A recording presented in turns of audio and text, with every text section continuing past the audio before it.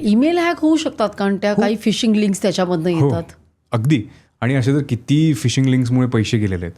लोक त्याच्यावर काहीतरी क्लिक करतील, ॲमेझॉनचं काहीतरी असेल गिफ्ट कार्ड, तुम्ही क्लिक केलं, ते लिंक प्रेस झाली आणि तुमचं इमिजिएटली ईमेल ID हॅक होतो. तर काहीही लिंक्स अननोन सेंडर हा सगळ्यात मोठा तुमच्यासाठी रेड फ्लॅग असला पाहिजे. जर मी समोरच्या व्यक्तीला ओळखत नसेल, समोरचा व्यक्ती कोण आहे काय मी ओळखत नसेल. आजकाल तर असे प्लॅटफॉर्मसुद्धा आहेत जिथे तुम्ही URL जर त्यांचा असेल तो जरी पेस्ट केला तर तुम्हाला कळते की फ्लॅग लिंक का नाही आहे.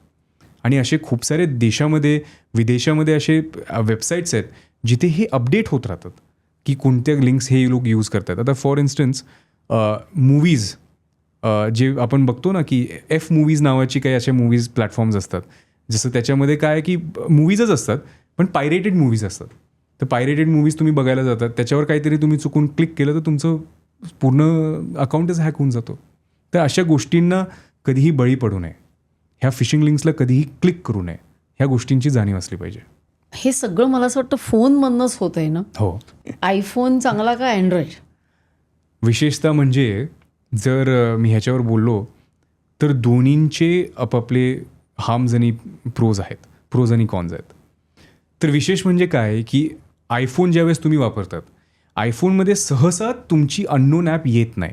कारण आयफोनमध्ये खूप सारे सिक्युरिटी प्रोटोकॉल्स असतात, सॉफ्टवेअर अपडेट्स असतात. अँड्रॉइडमध्ये खूप सोपं होतं काहीतरी देण्यासाठी किंवा कोणती तरी हिडन फाईल आणण्यासाठी. तर त्याच्यामुळे आयफोन त्या दृष्टिकोनाने सेफ आहे. आणि आयफोनवर जर तुम्ही यूज केलं तर मी तुम्हाला एक उदाहरण देतो. पेगासस नावाची एक ॲप्लिकेशन होती. तर ती ॲप्लिकेशन काय करायची, फक्त इन्क्रिप्ट केलेले SMS जर तुम्हाला आला, इमिजिएटली तुमचा फोन टॅप झाला, तुम्ही काही केलेलं नाही, तुमचं त्याच्यावर क्लिकसुद्धा नव्हतं, काही नव्हतं. इथपर्यंत हे ऑर्गनायझेशन्स पोहोचलेले आहेत. नो टच काही टच नसताना सुद्धा फोन हॅक होतो. तर आपल्या इंडियनमधले जर्नलिस्ट, पॉलिटिशियन्स ह्या पेगाससनी टार्गेट केले होते. मग आपण त्याला फ्लॅग केलं, आपण सगळीकडनं त्यांना बंदी आणली. मग त्याच्यामुळे आपल्याला कळालं की हे लोक कुठपर्यंत जाऊ शकतात. तर म्हणून ज्यावेळेस आपल्याला कोणतीही अननोन सेंडरकडनं काही येत असेल तर आयफोन तुम्हाला विचारतं की ही ॲप ही परमिशन घेत आहे, ही तुम्हाला द्यायचं आहे का, आस्क ॲप टू ट्रॅक. हे सहसा अँड्रॉइडमध्ये होत नाही. त्याच्यामुळे आयफोन जर बघितलं तर तो थोडा सेफ आहे.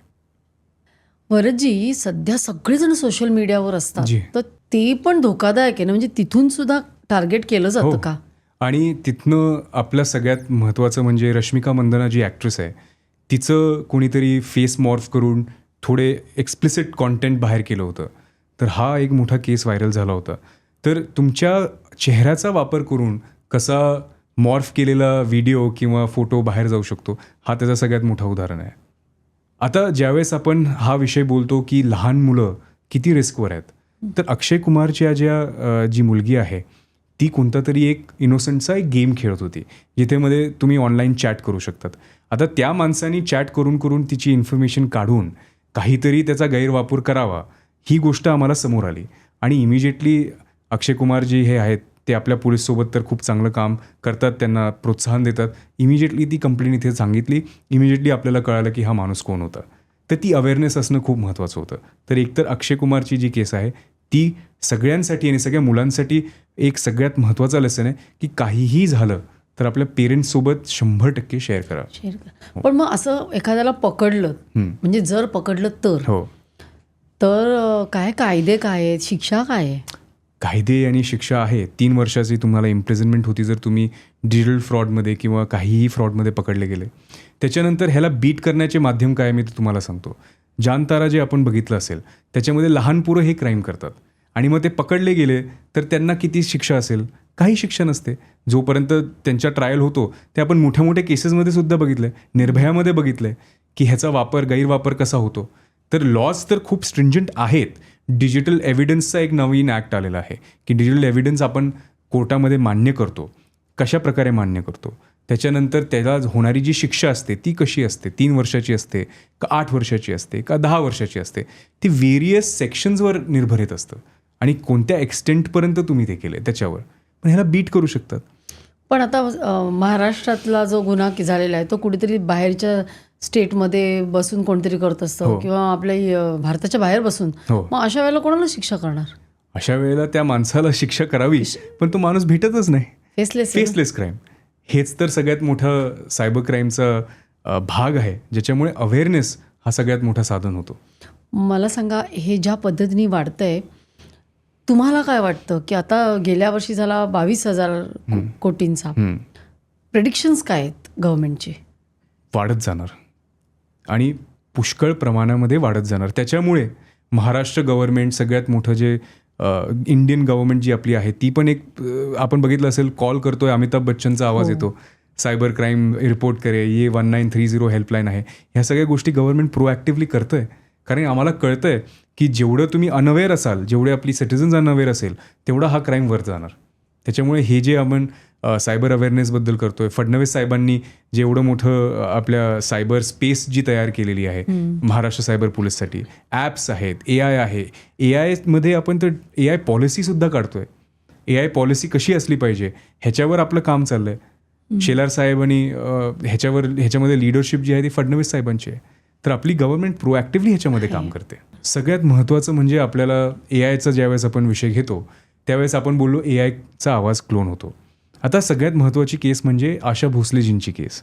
आता आशा भोसलेजींचा AIच्या माध्यमातनं रेप्लिकेट केलेला किंवा क्लोन केलेला जो आवाज होता, तो जर कोणी वापरला तर तो त्यांची राईटला इन्फ्रिंज करतोय, कारण ती त्यांची इंटेलेक्च्युअल राईट आहे.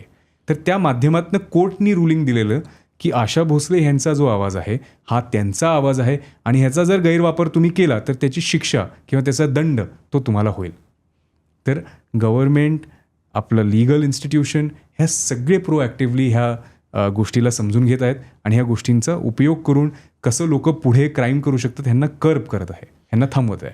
पण काही आता इन्फ्लुएन्सर्स असतात की ते प्रसिद्धीच्या वलयात असतात आणि ते सगळीकडेच असतात, सगळ्याच प्लॅटफॉर्म्सवर असतात. जी, त्यांना सगळ्यात जास्त धोका नाही का? अशी एखादी केस आली आहे का? अशी पायल गेमिंगची जी आपण केस बघितली ती आहे, रश्मिका मंदनाची जी आपण केस बघितली ती आहे.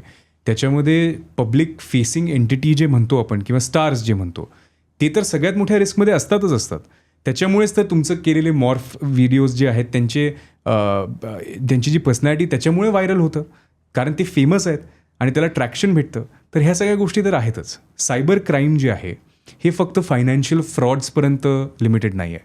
आत्ता जर आपण बघितलं, डिजिटल अकाउंटेबिलिटी ज्याला आपण म्हणतो, ज्यावेळेस तुम्ही डिजिटल स्पेसमध्ये असतात, तुम्ही एक इन्फ्लुएन्सर आहात, तुम्ही जसे मंजिरीताई यूट्यूबर आहात, तुमची एक जबाबदारी आहे, तुम्ही सोसायटीला काहीतरी दाखवत आहात.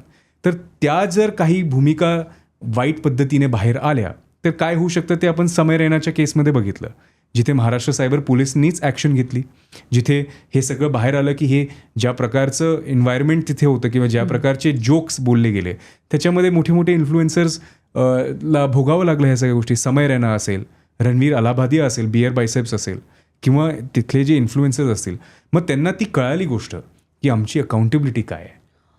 अच्छा, म्हणजे मग जर डिजिटल अकाउंटेबिलिटी आहे तर आपण वाटेल ते जाऊन सोशल मीडियावर नाही बोलू शकत. अगदी नाही, कारण तुमच्या काही गोष्टींचा परिणाम युवावर होतो, तुमचा परिणाम देशावर होतो, त्याच्या संस्कृतीवर होतो. पण हा कायदा आहे अकाउंटेबिलिटीचा. पण त्याला शिक्षा 3 वर्षाची असते. ज्यावेळेस तुम्ही काही कोणाचं बद्दल घाणेरड्या पद्धतीने किंवा नीच स्तरमध्ये बोलत असाल तर पोलीस तुम्हाला पकडून तुम्हाला आतमध्ये करू शकते. तर ह्या सगळ्या गोष्टी आहेत. पण ह्यांचा जो क्राईम होता हा एवढ्या पैमानावर नव्हता, त्याच्यामुळे त्यांना अकाउंटेबिलिटीवर बोललं गेलं. ही क्लिप शेवटपर्यंत बघितल्याबद्दल खूप खूप धन्यवाद. संपूर्ण एपिसोड बघण्यासाठी खाली दिलेल्या लिंकवर क्लिक करा आणि सर्व काही चॅनलला सबस्क्राईब करायला विसरू नका.